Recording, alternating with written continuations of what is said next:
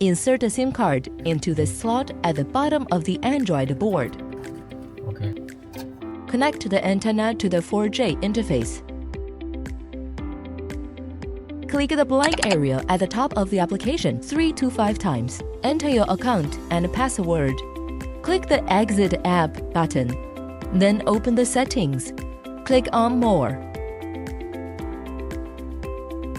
Enter the cellular network and set the access point name.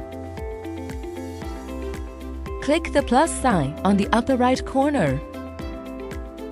Set both the name and the APN to A.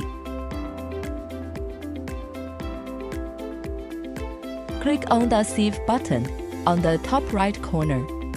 Select A, and then the settings are completed.